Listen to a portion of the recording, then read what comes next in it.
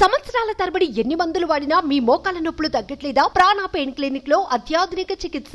ఈ ఎన్నికల్లో కడప రాజకీయం కాకరేపుతోంది. ఎందుకంటే ఇక్కడ వైఎస్ ఫ్యామిలీలోని ముఖ్యులు పోటీలో ఉన్నారు. కడప నుంచి షర్మిల కాంగ్రెస్ ఎంపీ అభ్యర్థిగా, వైసీపీ అభ్యర్థి అవినాష్ పైన పోటీ చేస్తున్నారు. ఎంపీగా అవినాష్ కు పులివెందుల్లో వచ్చే మెజార్టీ కీలకం కానుంది. దీంతో తన అన్న పోటీ చేస్తున్న పులివెందుల్లో జగన్ కు మెజార్టీ తగ్గించి తద్వారా ఎంపీ ఎన్నికల్లో ఫైట్ టైట్ చేయాలనేదే షర్మిల టార్గెట్ గా పెట్టుకున్నట్టు తెలుస్తోంది.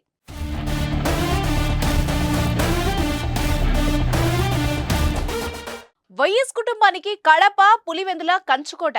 కడప నుంచి వైఎస్ఆర్, ఆ తర్వాత బైపోల్లో విజయమ్మ విజయం సాధించారు. 2014, 2019లో జగన్ ఎమ్మెల్యేగా గెలుస్తూ వస్తున్నారు. ఇప్పుడు మరోసారి జగన్ పులివెందుల నుంచే పోటీ చేస్తున్నారు. గురువారం నామినేషన్ వేస్తున్నారు. జగన్ సోదరి షర్మిల కడప నుంచి ఎంపీగా పోటీ చేస్తున్నారు. షర్మిలకు ఎంపీగా పులివెందుల్లో వచ్చే ఓట్లు ఇప్పుడు కీలకంగానున్నాయి.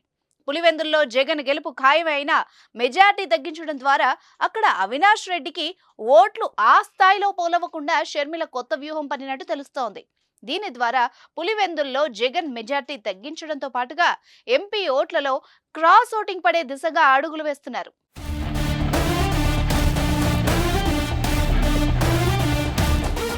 పులివెందుల్లో జగన్ పైన టీడీపీ అభ్యర్థి బీటెక్ రవి, కాంగ్రెస్ నుంచి ధృవకుమార్ రెడ్డి పోటీ చేస్తున్నారు. నియోజకవర్గంలో 2,23,453 ఓటర్లున్నారు. ఏడాది కిందట పులివెందుల టీడీపీ అభ్యర్థిగా రవి పేరును ఆ పార్టీ అధినేత చంద్రబాబు ప్రకటించారు. టీడీపీ అభ్యర్థి రవి సకుటుంబ సపరివార సమేతంగా ఎన్నికల ప్రచారాన్ని వేగవంతం చేశారు.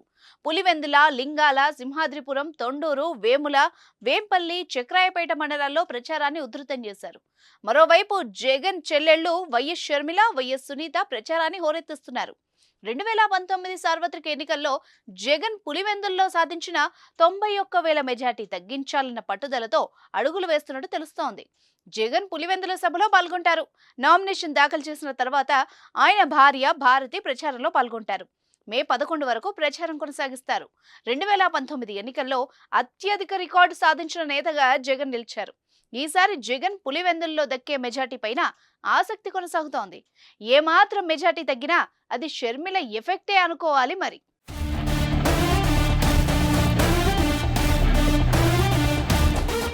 ఈసారి జగన్మోహన్ రెడ్డి అహంకారానికి పులివెందుల ప్రజలు ఏం ఆలోచిస్తున్నారంటే, మేము ఓట్లేసి గెలిపిస్తే కదా మీరు సీఎం అయినది, ఆ సీఎం అయి మా మీద ఇంత నిర్లక్ష్యము, తర్వాత ఇంత ఘోరంగా మమ్మల్ని అవమానిస్తావా, కాబట్టి నీకు బుద్ధి చెప్పే తరుణం ఆసన్నమైందని ప్రతి ఒక్క పులివెందుల ప్రజలు కూడా ఆ అవకాశం కోసం ఎదురు చూస్తూ ఉన్నారు. ఈరోజు పులివెందుల ప్రాంతం అంతా కూడా రైతాంగం మీద ఆధారపడి ఉంది. 1 ఎకరాకు అదనంగా నీళ్ళు ఇవ్వలేదు. అసలు కనీసం కరువు పరిస్థితులు ఉంటే అంతకుముందు ఇన్సూరెన్స్ అన్నా వచ్చేది, ఇన్సూరెన్స్ లేకుండా చేశాడు. తర్వాత డ్రిప్ అయితే ఇంకా ఎంత ఘోరం అంటే బిందు సేద్యం గురించి అంత ఘోరంగా వచ్చేసి జగన్మోహన్ రెడ్డి డ్రిప్ సిస్టమ్ అనేదాన్నే అదంతా కూడా మూలపడేసిన సందర్భం. సుమన్ టీవీలో మీ పర్సనల్ అండ్ బిజినెస్ ప్రమోషన్స్ కోసం కింది నెంబర్కి కాంటాక్ట్ చేయండి.